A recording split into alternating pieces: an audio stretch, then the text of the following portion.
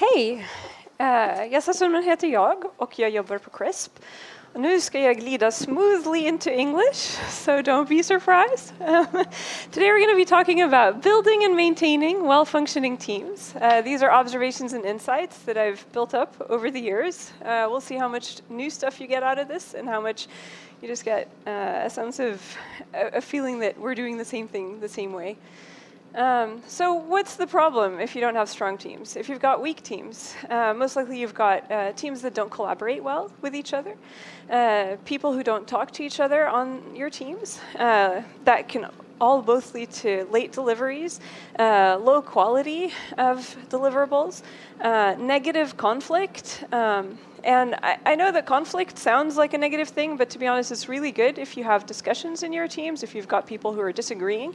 What you really don't want is personal attacks on people, is people who are feeling really bad after meetings. And when you've got weak teams, you can really end up in those situations instead of building something well together. So this is what I find oftentimes is the perceived problem. A lot of managers will say, well, you know, it's the people. Maybe if I had people who were more willing to learn, a little bit more senior, they could manage it well. Or more T-shaped so that they can take care of everything and the whole story. No, wait, but specialists, you know, we have this really, really difficult database problem, and if only we had somebody who knew how to do it.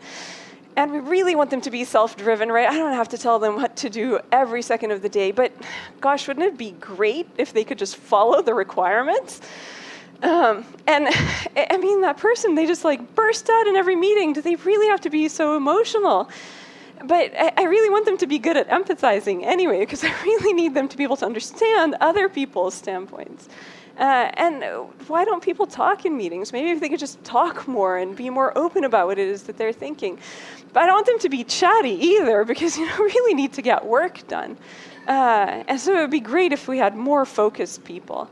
But really more sociable as well. We don't have people just sitting with their headphones on in meetings.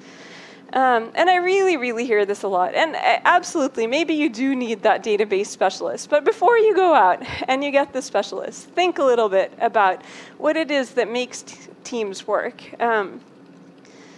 I think that the way that you build strong teams is by creating clarity. You need to be able to create clarity around the project, around your people, the roles that they're fulfilling, how they're working, and culture. So how do you do that? For the project, define your project boundaries. Do you know what this project is supposed to deliver? By when it's supposed to deliver? Who are your stakeholders? Who are the clients? It really sounds like a simple question, but you'd be surprised how often we don't actually know who our customer is on our project. What about the definition of success? I might think that it's successful for me to have just delivered a software package in 9 months. But is that really the measure of success, according to the company? What if it's that we're supposed to be delivering X amount of money within a certain amount of time, or Y amount of users? Make sure that you understand what all of these are. The next thing is to understand what the company thinks is a deliverable for the project. Are we doing this project so that we can learn something new about the market, learn something new about the business?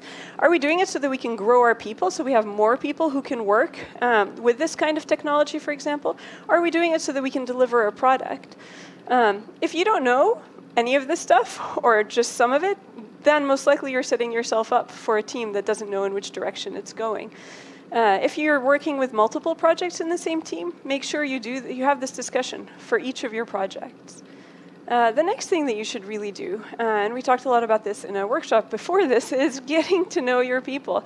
You want to create an atmosphere where people trust each other, where people can talk about stuff.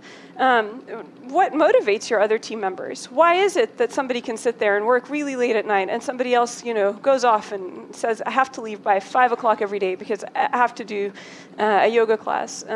Who are they? Who are their families? Would you be able to have a discussion with them about what they did last weekend? What are their strengths and weaknesses? How can we help each other get better together as a team? And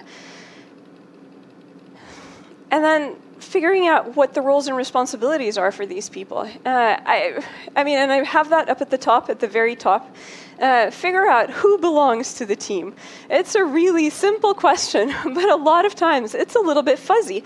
Does that person who does some stuff for you twice a week really belong to the team or not? Make that decision. Make it very explicit. Figure out who they are. Figure out what roles you have and what responsibilities each role has. Take that discussion with your teams as well. Make that also explicit. You really want commitment and you really want accountability. And if you guys aren't having these discussions, then you probably don't have either. The next step is to agree on how you work. Think about working agreements. Think about what it is that how do we want to behave towards each other? What is our code of conduct? How is it that we are going to behave towards the software? How is it that we're going to behave towards one another? How do we deal with conflict, for example? Take these discussions when you're starting out the team, not when you've got a problem. By then, you're already a little bit too late. And finally, cultivate your culture. What kind of culture do you want to have in your team? And to be honest, be really deliberate. I think we talk a lot about culture and we talk about maintaining culture, but we don't ever think about what that is. And a really, really strong note about this, and I've written it 4 times on my slide. Think about evolving your culture. Culture doesn't stay static. You have a team that starts out with 4 people. It ends up being 10 people in a year. You're not going to have the same team culture. New people start, evolve your culture. The project changes, evolve your culture. You learn new things, you evolve your culture. The company changes, evolve your culture. And that means going back and revisiting these working agreements, code of conduct, the project boundaries. Take a look at them every time something happens.